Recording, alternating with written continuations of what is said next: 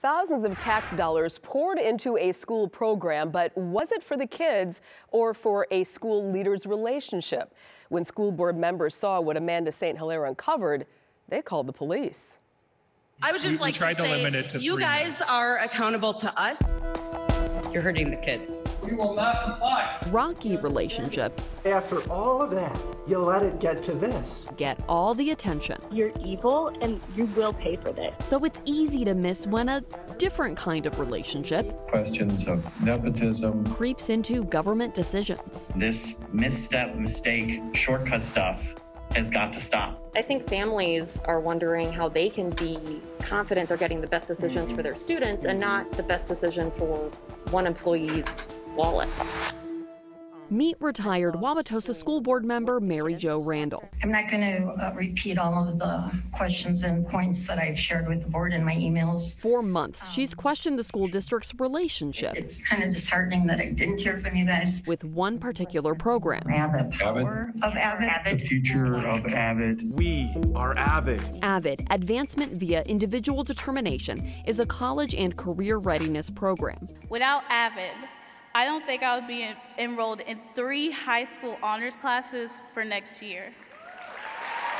But Mary Jo has questions. But to me, you're not getting the struggling students. And she's not the only one. These programs never bring the success or the achievements that are desired. And that's important because AVID isn't cheap. Can't those things be done sort of DIY outside of AVID for a much lower price tag? AVID is in school districts all over Wisconsin.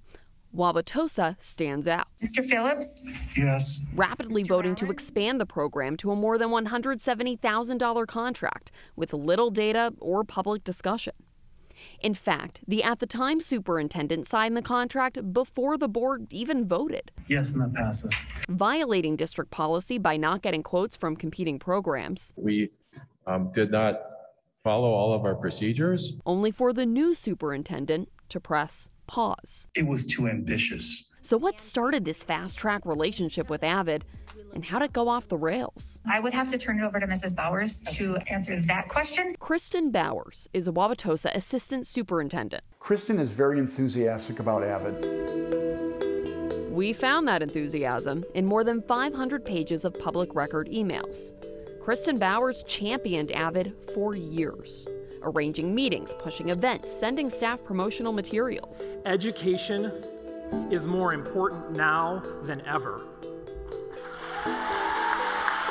In 2018, her department signed a $9,000 AVID contract. Looking at our AVID course. And brought it to the board. Kind of groundbreaking game changers for our district. No mention that AVID already was a game changer in Kristin Bauers' family. I've been a part of the AVID family. Brett Bowers was a Mequon-Thiensville principal and part-time AVID staff developer.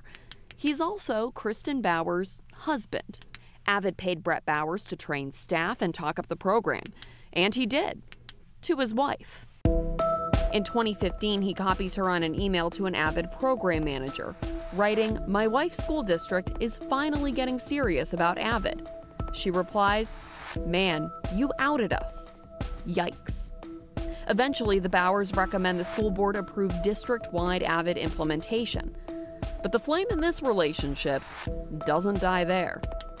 Wisconsin law prohibits conflict of interest. That's when public officials use their government positions to financially benefit themselves, immediate family, or their employers. Attorney Tony Renning says he generally tells school administrators to play it safe. There may not be a conflict of interest per se under the law, but it might create the appearance of a conflict of interest. And because of that, there are concerns about, what that might do to the public's trust. Bringing us to the Bowers' 2017 spring break. The couple emails back and forth about using AVID money for their $3,900 hotel. Brett says he won't have the AVID checks by then. Kristin suggests using money from his consulting jobs. That week, Brett Bowers bills one of his clients, Wauwatosa School District. So tax dollars financially benefit the company sending the Bowers family checks and go directly to the Bowers Spring Break Fund. Fast forward to 2019. AVID gives Brett Bowers a full-time job. It's only then His wife asks if she should notify the board of her AVID connection. Superintendent Phil Ertl emails the board that lawyers call the relationship good to address, but not a conflict. But the actual legal opinion calls the Bauers relationship a potential conflict of interest and appearance of impropriety. It says Kristin Bauer should not be involved directly or indirectly in AVID decision-making. But instead of pulling back, emails, Hi, Kristen. And voicemails. I am the partner engagement manager from AVID. Show Kristin Bauer's fingerprints stay on the steering wheel. It sounds like you were interested in training your whole staff and that had some concerns about pricing. She registers for AVID leadership training, touts her husband's work to staff, brings him in to train people. I was aware of the relationship. I mean, you had to be. In spring 2020, the district's equity team recommends expanding the program. Problem is, I do not recall us ever talking about it. 4 equity team members say they don't know how expanding AVID became a recommendation. Turns out, the team reported, we definitely intend to keep the district equity team going, to Kristin Bauers. In spring 2020, Kristin gets a promotion. Now head of the department, overseeing the program her husband is paid to implement in Wauwatosa. Less than 6 months later, she's in meetings with AVID, reviewing pricing proposals, ending with her department pushing through that 3-year, $170,000 deal. No quotes from other programs, no public mention of her AVID relationship. I did not feel pressure, implicitly or explicitly, to adopt AVID. I can't speak to other people, what they might have felt. 2 current and 2 former Wauwatosa employees who still work in education asked to stay anonymous to protect their jobs.